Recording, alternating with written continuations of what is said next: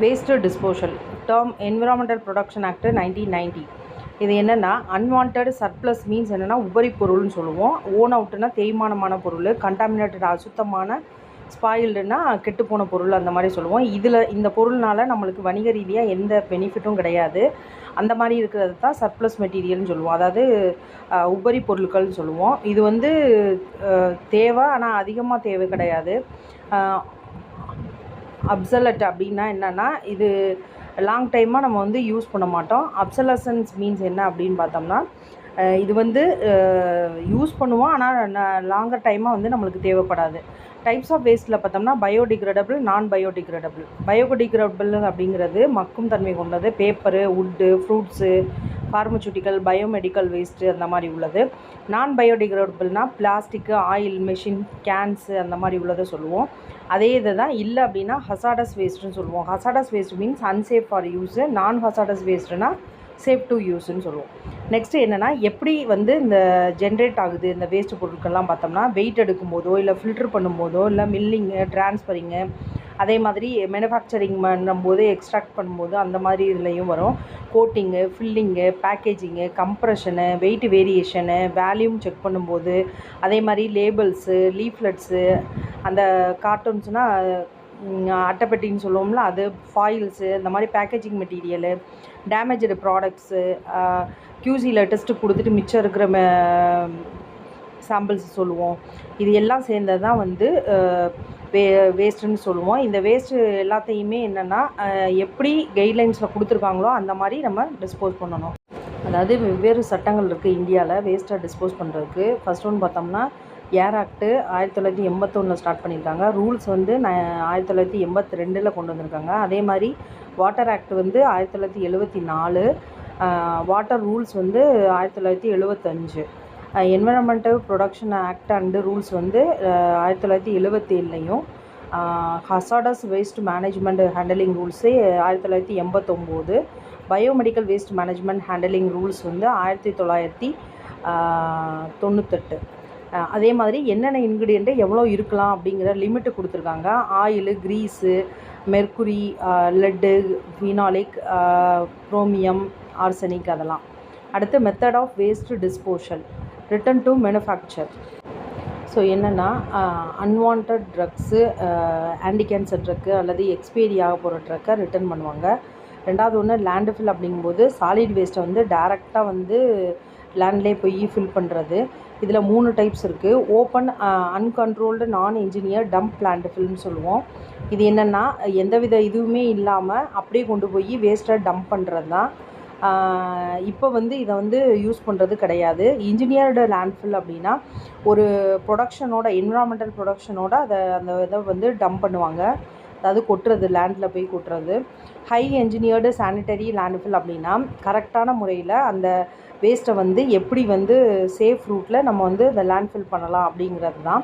அடுத்து வேஸ்ட் இம்மொபைலைசேஷன் அப்படிங்கிறது என்னென்னா பிளாஸ்டிக்கு அல்லது சீல் ட்ரம்மை வந்து என்ன செய்யணும்னா நல்லா க்ளீன் பண்ணிவிட்டு, 1-2 தடவை நல்லா க்ளீன் பண்ணிவிட்டு, அதில் அந்த கெமிக்கலோட தன்மை இல்லாத அளவுக்கு நல்லா வாஷ் பண்ணிவிட்டு அதுக்கப்புறம் அதை வந்து டிஸ்போஸ் பண்ணுறது. அதே மாதிரி வேஸ்ட் இனர்டைசேஷன் அப்படின்னா என்னென்னா அதாவது பேக்கேஜிங்லேருந்து டோசேஜ் ஃபார்மை வந்து ரிமூவ் பண்ணிவிட்டு அந்த பிளிஸ்டர் பேக்கோட வாட்டரு, சிமெண்ட்டு, லைமை ஆட் பண்ணி அதை நல்லா கிரைண்ட் பண்ணிடணும். ஒரு பேஸ்ட் மாதிரி ஃபார்ம் ஆக்கிட்டு அதுக்கப்புறம் அதை வந்து லேண்டில் வந்து ஃபில் பண்ணணும். அடுத்து ஒன்று சீவர் மீன்ஸ் என்னென்னா சாக்கடை. இதில் லார்ஜ் குவான்டிட்டியில் இருக்க லிக்விட் டோசேஜ் ஃபார்ம்ஸை, சிரப்பு அல்லது ஐவி ஃப்ளூயிட்ஸை டைலூட் பண்ணி வாட்டரோட டைலூட் பண்ணிவிட்டு அதுக்கப்புறம் வந்து ஃப்ளஷ் பண்ணிடுவோம். அதே மாதிரி ஸ்மால் குவான்டிட்டியாக இருக்கிறத ஓடுற தண்ணின்னு சொல்லுவோம்ல அதில் வந்து ஃப்ளஷ் பண்ணி விட்ருவாங்க. அதுக்கடுத்தது மீடியம் டெம்பரேச்சர் இன்சினரேஷன் அப்படிங்கிறது என்னென்னா பர்னிங் மூலமாக அதை வந்து டெஸ்ட்ராய் பண்ணுறது. ஹை டெம்பரேச்சர் இன்சினரேட்டர் யூஸ் பண்ணி அதில் என்னென்னா 1% கேலஜுனேட்டட் காம்பவுண்ட் இருக்கும். அது மூலமாக நல்லா ஹீட் பண்ணிவிட்டு அதை ரிமூவ் பண்ணிடுவாங்க. மீடியம் டெம்பரேச்சர் ஃபர்னஸஸ் மீன்ஸ் என்னென்னா உலைகள்னு அர்த்தம். அதில் 850 டிகிரி செல்சியஸில் எக்ஸ்பைரியான சாலிட் டோசேஜ் ஃபார்மை வந்து டெஸ்ட்ராய் பண்ணிடுவாங்க. அடுத்து steps to dispose of waste, handling of pharmaceutical waste. யார் ரெஸ்பான்சிபிலிட்டின்னு பார்த்தோம்னா ப்ரொடக்ஷன் எம்ப்ளாயீஸும் குவாலிட்டி அஷ்யூரன்ஸ் பர்சனலும் தான். என்ன கரெக்டான முறையில் ஹேண்டில் பண்ணணும். எதுக்காகனா மிஸ்யூஸ் ஆகிடக்கூடாது, இல்லை எதாவது அசம்பாவிதம் நடந்துடக்கூடாதுன்றதுக்காக. ட்ரீட்மெண்ட்ஸ் ஆஃப் ஃபார்மசூட்டிக்கல் வேஸ்ட்டு இது என்னென்னா ஒரு ரிட்டர்ன் ப்ரொசீஜர் மாதிரி ரெடி பண்ணி வச்சுக்கணும். எப்படி டிஸ்போஸ் பண்ணுறோம்னு கலெக்ட் பண்ணி அது க்ளோஸ்டு கண்டெய்னரில் வச்சு அதுக்கு ப்ராப்பரான லேபிள் கொடுத்து ஒரு பர்டிகுலர் ப்ளேஸில் அதை செக்யூராக சேஃபாக வந்து நம்ம செப்பரேட் பண்ணி வச்சிடணும். அதுக்கப்புறம் தான் டெஸ்ட்ராய் பண்ணணும். இது வந்து ஒரு ஆத்தரைஸ்டு பர்சன் வந்து இதை வந்து ஃபாலோ பண்ணணும். எதுக்காகனா என்விரான்மெண்டலில் எந்த விதமான பாதிப்பும் வரக்கூடாதுன்றதுக்காக. Method to dispose pharmaceutical waste இது என்ன டைப்பு, என்ன மெத்தடு யூஸ் பண்ணுறோம் அப்படிங்கிறது தான். எம்டி கண்டெய்னர்ஸாக இருக்குது பல்க் மெட்டீரியல்ஸ்லனா அதை நல்லா வாட்டர் போட்டு வாஷ் பண்ணிவிட்டு லேபிளை ரிமூவ் பண்ணிவிட்டு டிஸ்போஸ் பண்ணணும். பவுடர்ஸ், கிரானுல்ஸ், டேப்லெட்ஸ் அந்த மாதிரி உள்ளதெல்லாம் ஒரு சொல்யூஷனில் மாதிரி மேக் பண்ணி அதை வந்து எஃப்ளூவன்ட் ட்ரீட்மெண்ட் பிளான்ட் அப்படின்னா வேறு ஒன்றும் இல்லை, ப்யூரிஃபை பண்ணணும். இண்டஸ்ட்ரியல் வந்து வேஸ்ட்டை வந்து ப்யூரிஃபை பண்ணுறது தான் சொல்லுவோம். அதே மாதிரி ஓரல் அண்ட் பேரண்ட்ரலுக்கும் அதே ட்ரீட்மெண்ட்டு தான். ஸ்ட்ரிப்ஸு, பிளிஸ்டர் பேக்கேஜிங் அந்த மாதிரி இருக்குன்னா அதை வந்து டீஃபைலிங் பண்ணுறது இல்லை டெஸ்ட்ராய் பண்ணணும், எஸ்ஓபியில் கொடுத்துருக்க மாதிரி. அதே மாதிரி லேபிள்டு பாட்டில்ஸ் எல்லாம் வந்து லேபிள்ஸை வந்து ரிமூவ் பண்ணிவிட்டு அதுக்கப்புறம் பாட்டிலை வந்து டெஸ்ட்ராய் பண்ணால் இல்லை க்ரஷிங் பண்ணுறது. அதாவது க்ரஷிங்னா நொறுக்கிறது, நல்லா நொறுக்கிட்டு அதுக்கப்புறம் அதை டிஸ்போஸ் பண்ணுறது. அடுத்து பிரிண்டட் லேபிள்ஸு, காட்டன்ஸு, ஃபாயில்ஸு, லீஃப்லெட்ஸு அதெல்லாம் எப்படி டெஸ்ட்ராய் பண்ணுவோம்னா இன்சினரேஷன் ஹீட் மூலமாக வந்து டெஸ்ட்ராய் பண்ணுவோம். அடுத்து சாலிட்ஸ்னால் லேண்டு ஃபில்லு, செமி சாலிட்ஸ்னால் என்கேப்சுலேஷன் பண்ணுறது. அதே மாதிரி பவுடர்ஸ் வந்து மீடியம் அல்லது ஹை டெம்பரேச்சரில் வச்சு பர்னிங் பண்ணி அதை டிஸ்போஸ் பண்ணுறது. லிக்விடுங்கிறத சீவடை சாக்கடையில் வந்து கலக்கிறது. ஆம்பியூல்ஸை வந்து crush and flush to sewer அதை நல்லா நொறுக்கிட்டு அதையும் வந்து கலந்து விட்ருவாங்க. ஆன்டி இன்ஃபெக்டிவ் ட்ரக்ஸ் எல்லாமே என்கேப்சுலேஷன். ஆன்டி நியோபிளாஸ்டிக் அதாவது ஆன்டி கேன்சர் ட்ரக்ஸ் எல்லாத்தையும் மேனுஃபேக்சர்கிட்ட கொடுத்துறது, இல்லைன்னா என்கேப்சுலேஷன் அல்லது மீடியம் அண்ட் ஹை ஃப்ளேமில் வந்து இன்சினரேஷன் பண்ணிடுவாங்க. ஏரோசால் கேனிஸ்டர்ஸ்னால் என்னென்னா அதுவும் லேண்டு ஃபில் பண்ணிடுவாங்க. ஏரோசால் கேன்ஸு டிஸ்இன்ஃபெக்டண்ட்டை வந்து அதுவும் வந்து சாக்கடையில் வந்து ரிமூவ் பண்ணிடுவாங்க. பிவிசி பிளாஸ்டிக் கிளாஸ் அதை வந்து லேண்டில் வந்து ஃபில் பண்ணிடுவாங்க. பேப்பர் கார்ட்போர்டை வந்து ரீசைக்கிள் பண்ணுறது இல்லைன்னா லேண்ட் ஃபில் பண்ணுறது.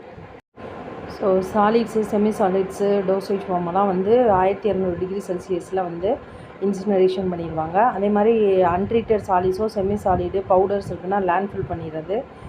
டைலூட்டட் லிக்விடு, சிரப்பு, ஐவி ஃப்ளூயிட்ஸ்னால் அதை சாக்கடையில் வந்து சாக்கடையில் வந்து கலந்து விட்ருவாங்க. ஹேண்டலிங் ஆஃப் பயோமெடிக்கல் வேஸ்ட் இதுக்கு வந்து என்னென்னா டிஎன்சி ஆக்ட்டு ரூல்ஸ் கொண்டு வந்திருக்காங்க. இப்போ எப்படி வந்து ஹேண்டில் பண்ணி டிஸ்போஸ் பண்ணுறது அப்படி பயோமெடிக்கல் வேஸ்ட்டை அப்படிங்கிறது மேனேஜ்மெண்ட் அண்ட் ஹேண்டலிங் ரூல்ஸ் இன் 1998 கொண்டு வந்திருக்காங்க. அதே மாதிரி ட்ரீட்மெண்ட் ஆஃப் பயோமெடிக்கல் வேஸ்ட் அப்படின்னா என்னென்னா ஷார்ட்டிங் டு செப்பரேட் அப்படின்னா ஷார்ட்டிங்னா கிளாஸிஃபை பண்ணுறது, என்ன மாதிரியான கேட்டகிரின்றதை பிரிச்சுட்டு அதை செப்பரேட் ஏரியாவில் வந்து வைக்கணும். அதே மாதிரி பேக் பண்ணுறதும் ஸ்டோர் பண்ணுறதும் செப்பரேட்டாக வைக்கணும். டிஃப்ரெண்ட் கலர் கோட்ஸ் வச்சுக்கணும் கண்டெய்னருக்கு.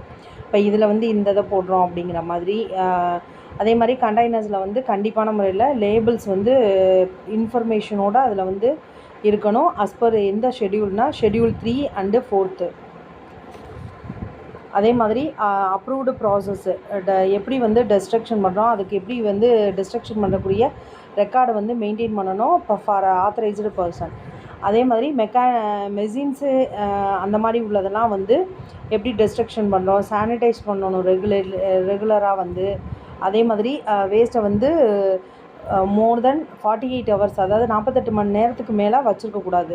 Method to dispose biomedical waste இது வந்து என்ன டைப் அப்படின்னு பார்த்தோம்னா ஹியூமன் வேஸ்ட் அதாவது ஆர்கன்ஸு, டிஷ்யூஸ் அது மாதிரி இருக்குன்னா இன்சினரேஷன் அதாவது பர்னிங் மூலமாக வந்து அதை டிஸ்ட்ராய் பண்ணலாம். இல்லை அப்படின்னா டீப் பரியல் அப்படின்னா என்னென்னா ஆழமாக வந்து தோண்டி அதை புதைச்சிடுறது. அதே மாதிரி தான் அனிமல் வேஸ்ட்டும். மைக்ரோபயாலஜிக்கல் வேஸ்ட்டை வந்து ஆட்டோக்ளேவ் அல்லது இன்சினரேஷன் அதாவது பர்னிங் மூலமாக டிஸ்ட்ராய் பண்ணுறது. ஷார்ப் பிளேடு, நீடில்ஸு, சிரிஞ்சு அந்த மாதிரி உள்ளதெல்லாம் டிஸ்இன்ஃபெக்டண்ட்டோ அல்லது கெமிக்கல் இது மூலமாகவோ இல்லை ஆட்டோக்ளேவ் மூலமாகவோ அதை வந்து ரீயூஸ் பண்ணுறதுக்கு ட்ரை பண்ணுறது. அதே மாதிரி சைட்டோடாக்சிக் ட்ரக்ஸ் அப்படிங்கிறது இன்சினரேஷன் மூலமாக வந்து இது பண்ணுறோம். அதே மாதிரி சாலிட் காட்டன் ட்ரெஸ்ஸு அது எல்லாத்தையுமே ஆட்டோக்ளேவ் பண்ணுவோம். இல்லை இன்சினரேஷன் பர்னிங் மூலமாக டெஸ்ட்ராய் பண்ணிடலாம். அதே மாதிரி சாலிட் வேஸ்ட்டை வந்து பைப்பு மூலமாகவோ இல்லை கத்தீட்டர்ஸ் அந்த இது மாதிரி உள்ளதெல்லாம் சொல்கிறோம்ல, அதெல்லாம் வந்து என்ன பண்ணுவாங்கன்னா அதையும் டிஸ்இன்ஃபெக்டண்ட்டோ இல்லை கெமிக்கல் ட்ரீட்மெண்ட்டு இல்லை ஆட்டோக்ளேவ் மூலமாக வந்து இது பண்ணுவாங்க. அதே மாதிரி லிக்விட் வேஸ்ட்டு வந்து என்ன பண்ணுவாங்க அப்படின்னா அதுவும் டிஸ்இன்ஃபெக்டன் பண்ணுறது இல்லை கெமிக்கல் ட்ரீட்மெண்ட் பண்ணுறது, இல்லைன்னா அதை வந்து வெளியில் டிஸ்சார்ஜ் பண்ணிடுறது. இன்சினரேஷன் ஆஷ், அந்த ஆஷை என்ன பண்ணுவாங்கன்னா அதையும் வந்து பைப்பு மூலமாக வெளியில் தள்ளிடுவாங்க. Colour coding for biomedical waste. இது என்ன அப்படின்னா எல்லோ கலரில் வந்து ஹியூமனு அனிமலோட அந்த waste, microbiological waste, soiled, cotton dressings, linen, beddings, இது எல்லாத்தையுமே வந்து இன்சினரேஷன் பண்ணிடுவாங்க. அதாவது பர்னிங் மூலமாக டெஸ்ட்ராய் பண்ணுறது. இல்லை அப்படின்னா ஆழமாக குழி தோண்டி புதைச்சிடுவாங்க அந்த மாதிரி. ரெட் கலர் இது வந்து எதுக்கு யூஸ் பண்ணுவோம் என்னென்னா டியூபிங்ஸு, கத்தீட்டர்ஸ், ஐவி செட்டு இதெல்லாம் வந்து இது பண்ணுவோம். அதை என்ன மாதிரி ட்ரீட்மெண்ட் பண்ணுவோம்னா ஆட்டோக்ளேவு இல்லை மைக்ரோவேவிங்கு கெமிக்கல் ட்ரீட் பண்ணுவோம். அதே மாதிரி ப்ளூ அண்ட் ஒயிட்டுன்னு பார்த்தோம்னா அதில் வந்து ஷார்ப் பிளேட்ஸு, சிரிஞ்சஸ்ஸு, அதெல்லாம் வந்து போட்டிருப்போம். அது ட்ரீட்மெண்ட் என்னென்னா ஆட்டோக்ளேவிங்கு, மைக்ரோவேவு அல்லது கெமிக்கல் மூலமாக ட்ரீட் பண்ணுறது, இல்லைனா ஸ்ட்ரெட்டிங் அப்படின்னா அதை வந்து துண்டு ஆக்கிறது. Black colour medicine, chemical ash, waste அந்த மாதிரி உள்ளதெல்லாம் டிஸ்போஸ் பண்ணுவோம். இந்த மாதிரி செப்பரேட் கலர்ஸ் தான் வந்து யூஸ் பண்ணுவாங்க.